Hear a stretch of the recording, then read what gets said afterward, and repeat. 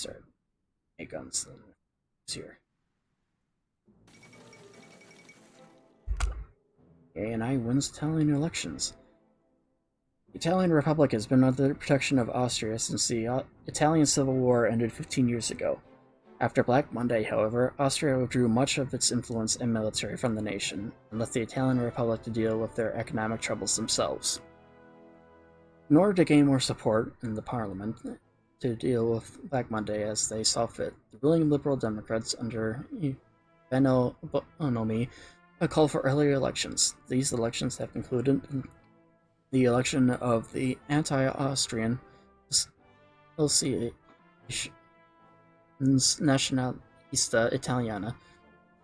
The new Prime Minister, Italo Balbo, stated today in a speech in Milan that nothing shall ever stand in the way of Italy's greatness, and Black Monday was a direct cause of vile Austrian interference and colonialism, which will be eradicated from the new legions of Italy. Interesting. So they've essentially gone with a fascist regime there, then it would seem. And we're not able to do another focus. And we'll go with fuel refining. And the anti-tank guns are ready then too. B-38. There. And now I'll start building more of these.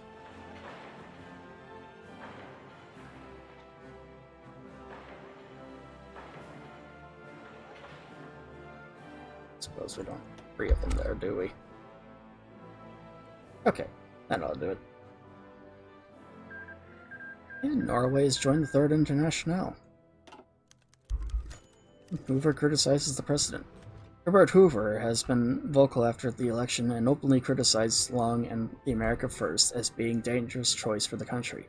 Hoover has encouraged both Republican and Democrats to form an alliance to keep Long in check. Doesn't matter anymore. And yeah, if you haven't noticed already, I've kind of been fortifying these areas quite a bit, and that's essentially because I'm hoping that this will be the main area of the CSA once the revolution here begins.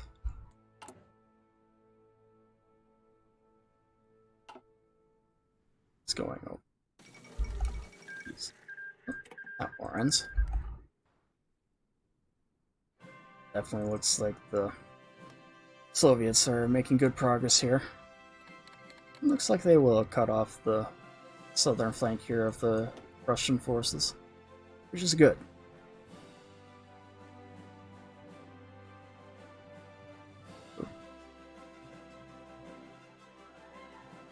Looks like the Germans are starting to counterattack a little bit here. And the Integralists are victorious in Brazil. In an unexpected turn of events, the elections in Brazil ended in a surprising upset win for the Brazilian Integralist Action. The sweeping movement took over Brazil by storm, and its anti-political establishment message of faith, national pride, and monarchism found many sympathetic listeners from the poorest neighborhood to the mightiest manor. Now, the relatively political inexperienced party has to deal with the burdens of power. Many fear the fragile alliance between the different factions inside the action may weaken the party. Nonetheless, its influence has now increased quite considerably, and a restoration of the monarchy is considered by observers to be a near certainty at this point. Will the Empire return? Pretty interesting, actually. So we'll likely see a return of the Brazilian Empire then, if things go the way I expect it to. So I've played this mod plenty of times, so I kind of have a good idea of where things will go, depending on how things happen. Oh, and Sweden has joined the Reichspakt, which is a little unexpected, honestly. We'll defend America's trade here. Let's actually see the alliance map. Yeah, so if Norway is in alliance with the Third International, it's not surprising to see Sweden join the Reichspakt then. Yeah, it looks like Poland and Lithuania joined them too. Oh, and the Coast Prosperity Spear has been founded here as well. Sir. Oh, no. Okay. Well, maybe I was wrong about the Germans counterattacking. Start researching radar. It's hard to tell, honestly. Though it definitely looks like the Germans are winning this.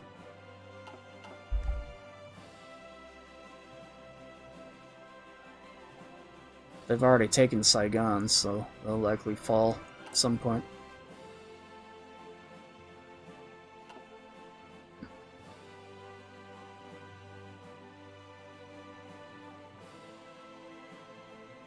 Saudi Arabia has been founded. And Iran's gone socialist. And we have some news then out of Canada, it would seem. We have the conscription crisis in Quebec. French-speaking Canadians have long opposed conscription, viewing the idea of fighting wars on behalf of the British as offensive.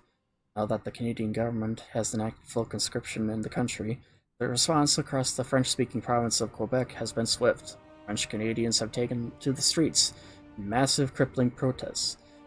It's a reenactment of the conscription crisis of 1917, although this time it seems the French Canadians have lost their patience.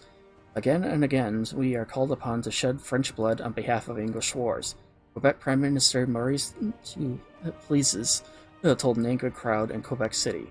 We say no, and they tell us we must. Quebec will never be free of English tyranny so long as it is the lapdog of English politicians. Create a little bit of unrest in Quebec. And we have the New Year's Day strike. In protest of the election results, the SPA has launched a strike on New Year's Day, which has crippled the industries of the North. Councils of trade unions and councils of professional workers have been set up to run the cities of the Seal Belt during strikes. US newspapers have demonized this to be similar to the general strike that set off the British Revolution. Yeah, that's definitely going to start problems.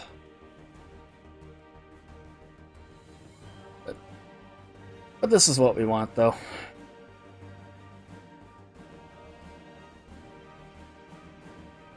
Looks like we have AA units set up in most of the Steel Belt cities like we want.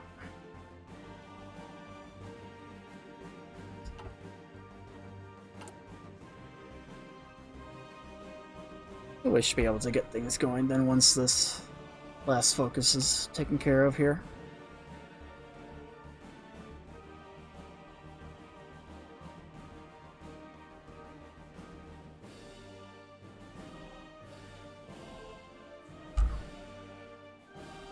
Alright. Let's just take a quick peek over here. Change too much there. Long's inaugural address.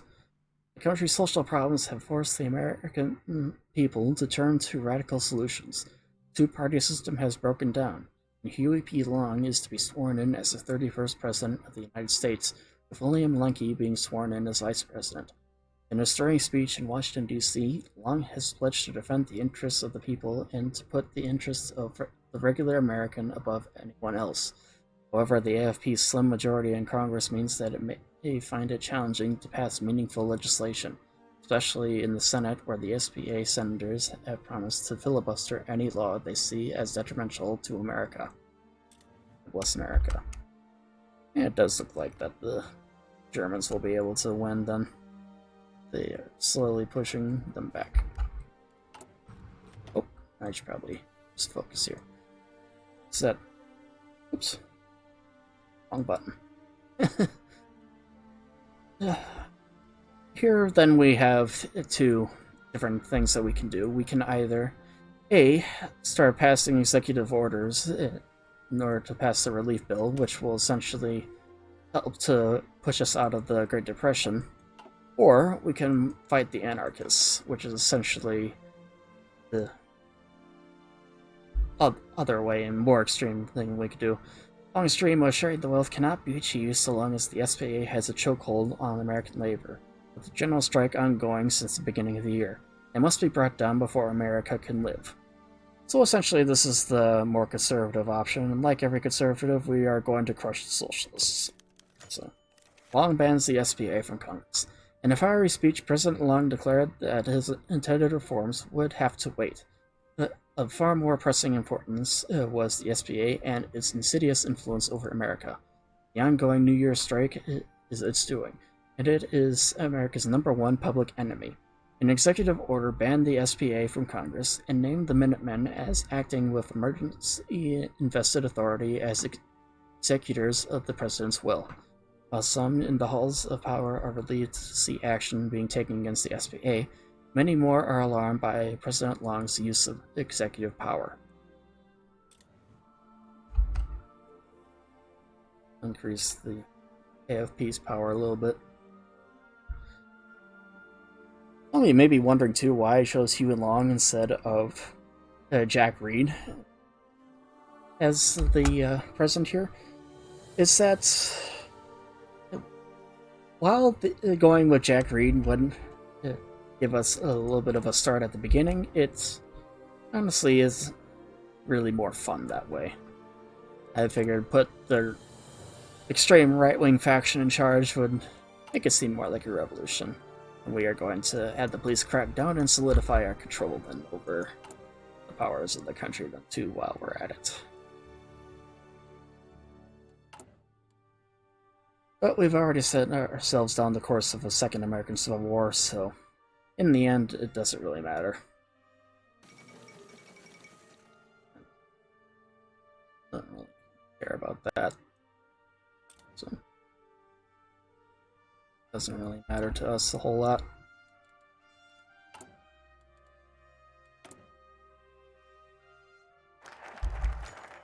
And there we have it.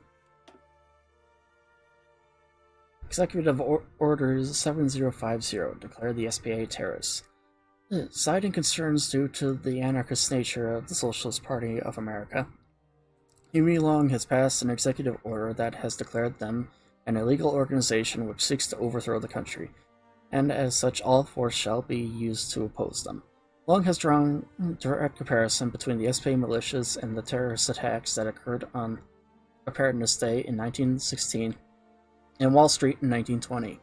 The militias are now subject to the Sedition Act of 1918, prosecuted as anti-recruitment and vigilante groups. So, interesting to see what happens here, but this definitely is not going to end the way that Long hopes it will. Restore the Coast Guard, then, too. At this point, any of the focuses that we do for the US won't really matter a whole lot. Or wars breaking out over in China. So, now Reed defies orders. Jack Reed publicly denounced the order as being unconstitutional and an act that would provoke the country's workers against Long. Reed has organized large rallies and protests against them, with the Red Guard there to keep the workers safe from the Minutemen. These highly reported protests have seen Union scabs beaten without interference from the police, which calls into question Long's ability to protect Americans. And we'll rely on the police to keep control.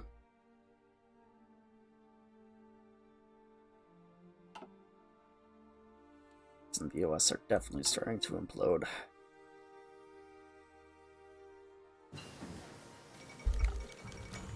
Union workers and police clash. In an unexpected move, the police have refused to enforce the various executive orders. In Chicago, Pittsburgh, Philadelphia, and other cities scattered throughout the Steel Belt, they have declared a police strike in solidarity with the workers. While they work to keep order, police union leaders publicly declare that they would not follow the laws of King Long. Thus, Long called the U.S. Army to enforce its laws. We'll send in the big boys. And then at the same time, that we have the Cairo Congress, which has leaders from the Middle East gathered to essentially plan out what will be done with the Middle East and ways to counter the Ottoman Empire. Well, not really necessary.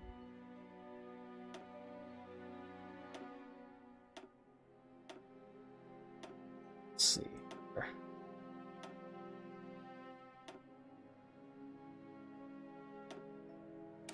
Let them do that one.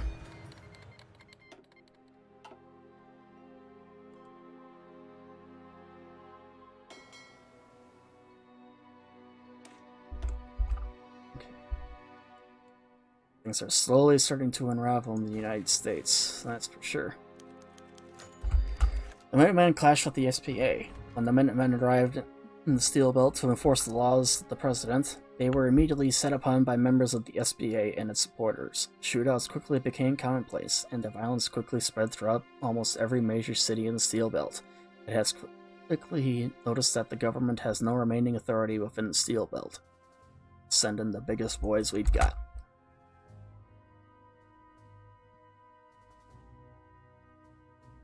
Every passing day, things get more and more unpredictable in the United States.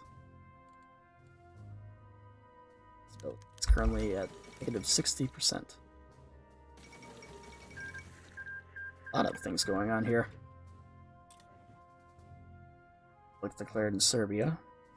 Interesting. But more important event is that MacArthur and the army remove Long. Long's support in DC has finally bottomed out. Douglas MacArthur marched into Washington, D.C. today to restore order, having declared Long to be a tyrant and attempted to arrest him at the White House. MacArthur's march reminded many in D.C. of Cox's army in 1932, except these men are motivated to preserve the status quo and were cheered instead of booed. Having been tipped off by AFP informants in MacArthur's command staff, Long was able to stay ahead of the traitorous general and has escaped to New Orleans. MacArthur has chosen to inhabit the White House and coordinate an investigation into Long from the executive chair. Civil war is imminent. My allegiance to Republic, MacArthur to democracy. Essentially, this puts the military in charge of the country. So, and then we have President Long declares the American Union State. President Huey Long has escaped to New Orleans and has declared that General MacArthur is a traitor to the people of America.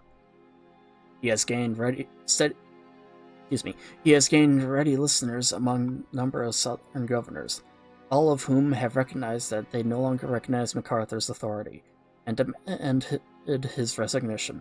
Long has spoken on radio, urging all Americans to support the legitimate president and fight against the tyranny MacArthur represents. And for the time being, we shall stand by the Republic. And we'll slow things down here a little bit too. Reed calls for action. Jack Reed has given a rousing radio broadcast from Chicago, urging all his followers to rise up against the twin tyrannies of MacArthur and Huey Long. Within the hour, a number of governors across the Steel Belt have announced their support and declared both President Long and General MacArthur as having no true authority. The governors have been bolstered by Reed's supporters, who within days have overtaken army posts and erected roadblocks throughout the northern states. In this instance, we are going to switch our country here to the country that we are going to be playing as in this Let's Play. So, the rising has begun. Stand by the workers. The revolution has begun. Here we are. More appropriate. Things are looking pretty good for us here from the start. Hopefully, though, as things go on, we'll have a few more states that will join us here. Oh, I should probably take care of all this stuff here. Actually, no. I'm gonna that. Get some mobile warfare doctrines going, and we'll do battlefield support here too.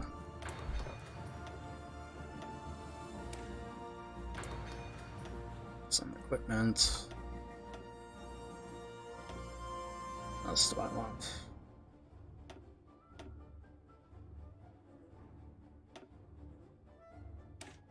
P30.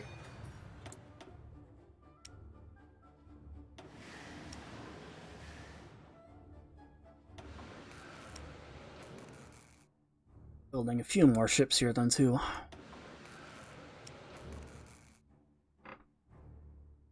Fortunately, we do have a little bit of a army here.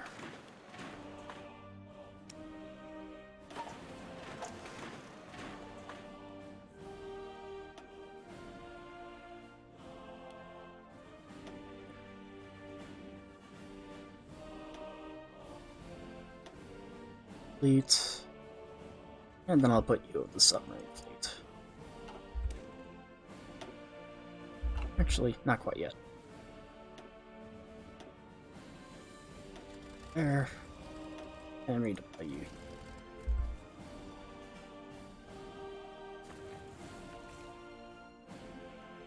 And of course, we'll do our first focus here, and that'll be the founding of the Second Continental Army.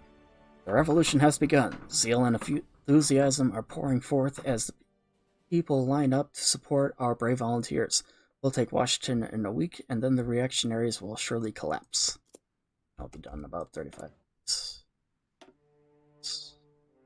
Building a little more industry here, too. Yeah. One of the reasons, too, why I decided to play as a CSA is because, well, Wisconsin is one of the key states in this faction, and like Robert A. Lee did in the actual American Civil War, I, too, do not want to march into my own state. At least in this Let's Play. In future ones, I'll definitely be marching in. Save that for now. That way I wanted to do this stuff again. And... okay. And we have the standoff in America. Tense standoff has erupted in the United States as democratically elected President Huey Long... wow. A tense standoff has erupted in the United States as democratically elected President Huey Long fled the city of New Orleans. Third time's the charm. A tense standoff has erupted in the United States as democratically elected President Huey Long fled to the city of New Orleans after being forcibly removed from his position by General Douglas MacArthur. From New Orleans, Long's supporters have declared MacArthur's government illegitimate, and have the northern supporters of the syndicalist Jack Reed based in Chicago, and the Pacific governors under the leadership of Governor Frank Merriam all have been given a deadline by General MacArthur of 30 days to either stand down or face arrest and execution. Considering all sides are rapidly raising forces, the idea that America seems headed into a second civil war seems almost certain. And then apart from the right taking control of the American Union State and the left taking control of the combined syndicates and the military in control of the U.S., essentially the states on the West Coast have formed the Pacific states with hopes of restoring democracies that they don't like the idea of military dictatorship, so they've bound themselves together here. Some militias then be founded in the East. I'll probably have to save quite a bit here then. Yeah. I'll be back then once we see states start to join other factions.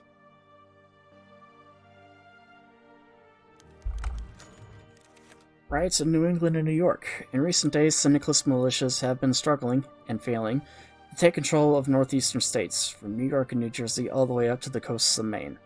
So far, governors in the region have clamped down hard on violence, though the result has been a series of violent riots in Boston and Buffalo, not to mention a wave of uprisings still ongoing within New York City itself. Citizens are on edge, and governors have denied the federal government permission to raise local militias in the area, fearful of increasing tensions further. A few New England governors are reported to be quietly asking the Canadian government to intervene should worse comes to worse. Interesting. Okay, so the first state that ends up being contested is Minnesota, and this one won't stand though. I'm going to be using the state transfer tool to transfer to our side. I'm kind of thinking it was a bad idea to put those factories in Minnesota that I've saved and reloaded this countless times, but at this point I'm just saying fuck it. But the thing says violence by syndicalist militia groups expanded to the city of Minneapolis and the surrounding regions, with blockades erected on roads and the Minneapolis airport reportedly invaded by several armed groups. Before the violence could spread further, however, the governor of Minnesota declared his state's allegiance to the country proper and redirected the state's loyal National Guard to fight back the insurgents while the struggle continues for the moment that the state remains in federal hands, which is not going to hold. Instead, we are going to pretend that the government declared support for the CSA and ordered the National Guard to fight off the Federalists from the military. And with that, we're going to redirect our forces to include Minnesota in its guards, and we'll then come back here again once the next state has been added to our list. Oh. The Illinois General Assembly invites the IWW. State legislature in Illinois has invited the IWW to discuss the current crisis and the looming deadline issued by the federal government. Jack Reed accepted the offer and held an informal meeting with several trade union leaders prior. Reed made it clear that the situation was dire, and the SPA would need to unite behind the IWW in order to survive the upcoming conflict. This silent agreement meant the traditional SPA leadership would be reorganized along industrial unionist lines, with each union representative allowed a single vote. The SPA immediately and unanimously pledged their support for a social revolution through direct action, not diplomacy. So say we all.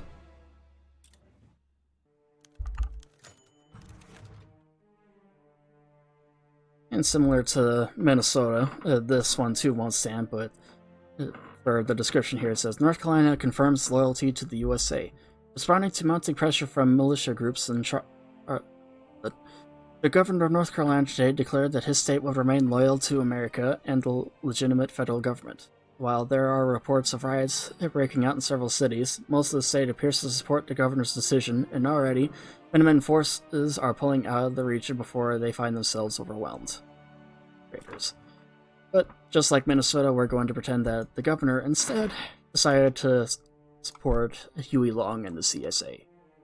Excuse me, I mean Huey Long and the AFP. And then we finally have our first state that actually goes to the proper one that I want it to. Longest militias take control of Tennessee. Conflicting reports of battles between syndicalists and Longest militias throughout the state of Tennessee were resolved today when the Longest militias stormed the state legislature in Nashville. The governor, Gordon Browning, was taken prisoner, and while federal forces fought for control over the city, it's quickly become clear that the militias have the clear advantage. Already, federal forces are withdrawing from the state, conceding control to Huey Long's supporters.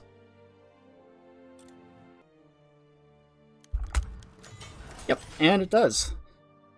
Syndicalists victorious in New York. The battle between Syndicalist militia forces in New York City, all the way down south into New Jersey, has ended with the Syndicalist forces declaring victory. While they have not extended their control to the rest of New York State, the governor having declared an emergency and blockading bridges leading to the city itself. The most populated areas of both states are now firmly under Syndicalist control, with barricades already being erected along the southern borders of New Jersey State. A welcome victory indeed. With it, we actually get a few more industry areas here. Let's see.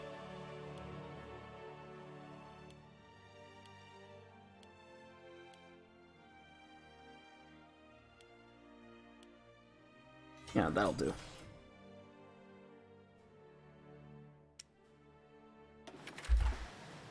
Vehicles. Okay. Jack Reed declares the March Revolution. In the Illinois General Assembly, Reed delivered a fiery broadcast describing the wealth of America and the syndicates, declaring that direct action against the capitalist society was a vital necessity for all Americans, that the federal government's deadline must not only be ignored, it must be defied. Telegrams from the Third International poured in to support Reed's SPA, citing the attendance. The vote was called to begin reforming the American capitalist economy into an anarcho-syndicalist economy. This referendum, signed by the attendees, declared that the Federal Reserve was null and void. The IWW was appointed the labor chamber for the new syndicalist government, and the selling of company shares declared illegal. Their representatives, satisfied with their success, have returned to Chicago to organize the armed revolution. E pluribus unum. Canada invokes the War Measures Act. The War Measures Act legislation, which grants the Canadian government sweeping powers to override civil liberties and ignore Parliament, has been passed by the Dominion of Canada and read out to the House of Commons by King Edward VIII. Having been enacted only once before, in 1917 during the Weltkrieg, It has ostensibly been passed to deal with Canada's current war, though most understand it is primarily to deal with the massive unrest in Quebec.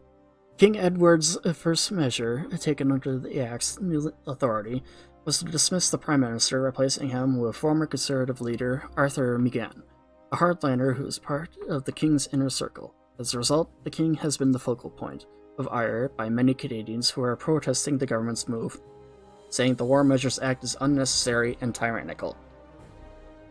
And it moves closer to authoritarian, it seems.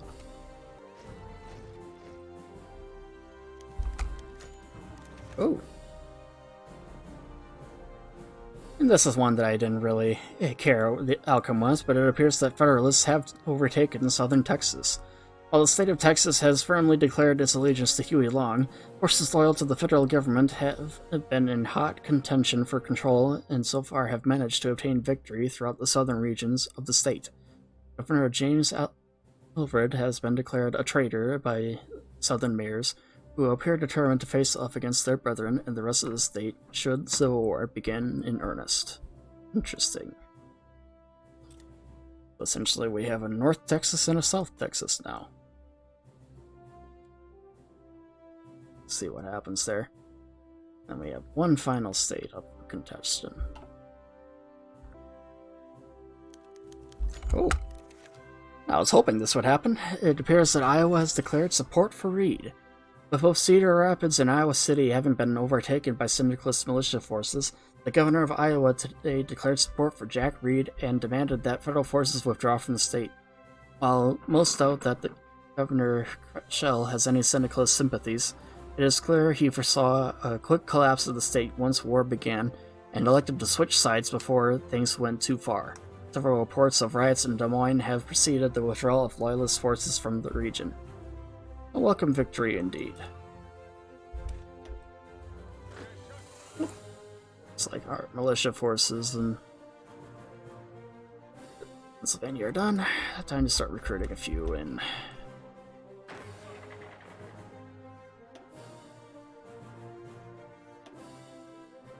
Alright.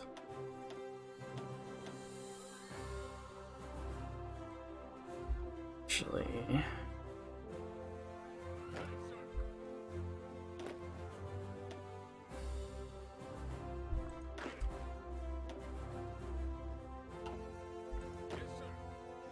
These two units here. Oh, for crying out loud. There. Those guys move to New York.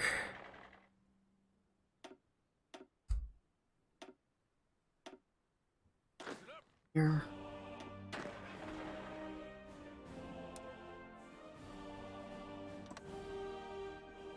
Go there. I suppose we can start putting a few generals in charge here as well. And then we'll...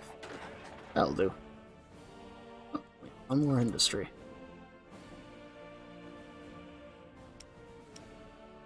Some air forces. And there isn't really a thing that pops up about Nevada here, but I'm actually gonna give Nevada to the Pacific states here. Give them a little more of an edge. So, and Director 53, leading the Revolutionary Army.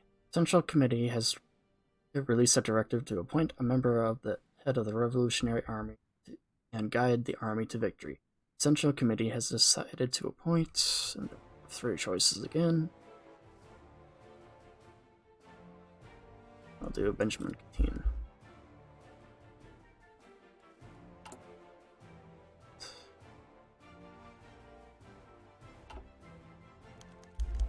And General Strike moves on the Federal Reserve. The General Strike, whose goal has been to protect workers from the federal tyranny, it now moves to seize the means of production.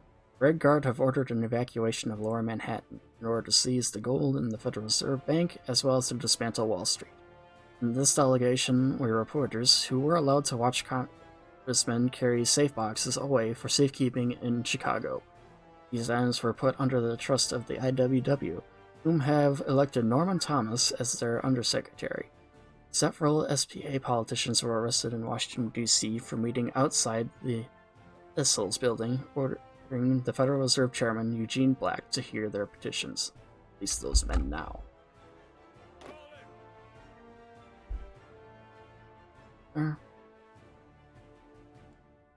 Deadline's pretty much up then.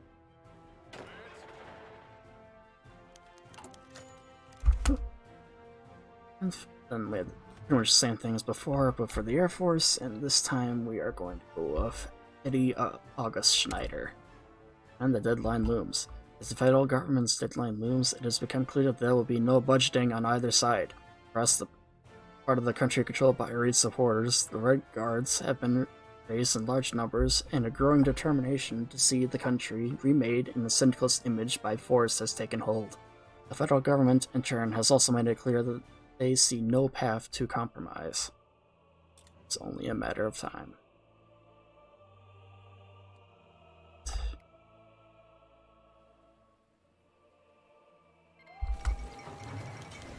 And it appears the war has begun then. The Second American Civil War. To those not in the know, it might seem like the crisis in the United States came out of nowhere, but experts agree that this was a civil war years in the making. Since the collapse of the New York Stock Exchange in 1925, the economy of the United States has been sluggish and mirrored in deep recession. Now the United States has collapsed into an all-out civil war between the supporters of the federal government, the combined syndicates of America, the right-wing American Union State, and remnants of democratic rule in the Pacific States of America. Volunteers are pouring in from around the world to support one faction or another, with some characterizing the bitter ideological conflict as simply part of a wider global clash of ideals. The destiny of America is indeed at stake here. We have all of our factions here fighting war on one another, as well as volunteers already coming in. India. And Canada moves into New England. The New England region has been beset by syndicalist militia violence, to the point that the governors in the region, worried at the prospect of being overrun by the combined syndicates of America, and unwilling to wait for the federal government to restore order, have requested that the Dominion of Canada intervene with its forces to restore order. The Canadian government has sent us a notification of their intent, and has stressed that they only wish to safeguard the lives of innocents, and that they will discuss the matter further with the American government once peace has been restored. While some in the syndicate cabinet feel the Canadians have violated our sovereignty, there is little we can do about it at the moment. This later. Italian government has arrived. No, okay. So yeah, that secures our northern flank then for the time being, but as you can see, the forts will definitely come in handy should Canada decide to intervene on one faction's behalf, but I think this is honestly a good place to end it for the moment, as, well, you can kind of see why, but I hope you guys enjoyed this little part, first part of our new Let's Play here, and next time you join us, it'll be the start of the Second American Civil War, or the Second American Revolution, whichever you prefer. So, thank you guys for watching. This has been Blue Badger, signing off for now, and I will see you guys next time. Solidarity forever! Solidarity forever! Solidarity forever! For the Union makes us strong. They have taken untold millions that they never toiled to earn, but without our brain and muscle, not a single wheel can turn. We can break their haughty power, gain our freedom.